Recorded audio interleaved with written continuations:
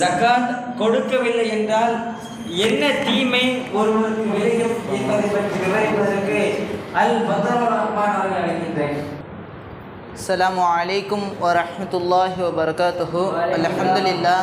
அல்ஹம்துலில்லாஹி ரப்பில் ஆலமீன் வல் ஆகிபத்து லில் முத்தகீன் வஸ்ஸலாத்து வஸ்ஸலாமு அலா ரசூலில் கரீம். அல்ஹம்துலில்லாஹ். ஜகாத் கொடுக்கவில்லை என்றால் ஏற்படக்கூடிய தீமைகளை பற்றி தான் நாம் பார்க்க போகிறோம்.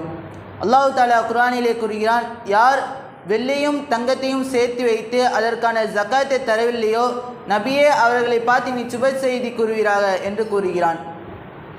ஜகாத் தரவில்லை என்றால் மறுமை நாளில் எந்த அளவுக்கு வேதனை இருக்கும் என்றால், மறுமை நாளில் வெள்ளியும் தங்கத்தையும் சேர்த்து வைத்து அதை உருக்கி அவருடைய நெத்தியிலும் விழா எலும்பிலும் முதுகிலும் சூடு வைப்பார்கள்.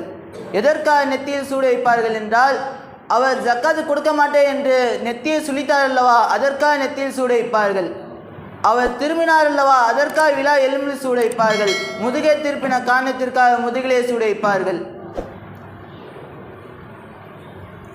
அல்லாஹ் தஆலா அந்த மனிதனை பார்த்து கூறுகிறான், நீ சேர்த்து வச்ச பொருள் இதுதானே, இதை நீ சுவைத்து பார் என்கிறான்.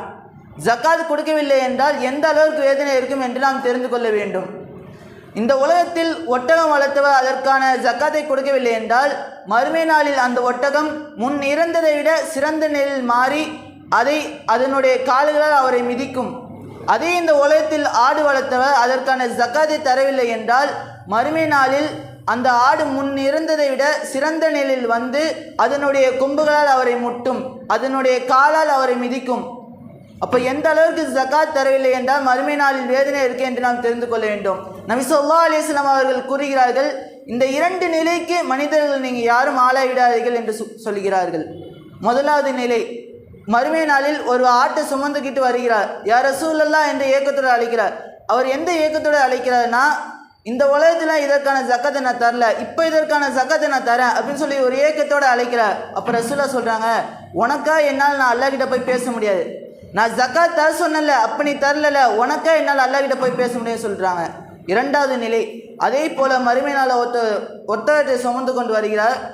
அவர் யா ரசூலல்லாஹ் என்று அதே போல் ஏக்கத்தோடு அழைக்கிறார். அப்போ ரசூலா சொல்கிறாங்க, உனக்கா என்னால் அல்லாஹ் கிட்ட போய் பேச முடியாது, நான் இந்த உலகத்தில் ஜக்காத்து கொடுக்க சொன்னல, அப்போ நீ கொடுக்கல, உனக்கா என்னால் அல்லாஹ் கிட்ட போய் பேச முடியாதுன்னு சொல்லுகிறார்கள்.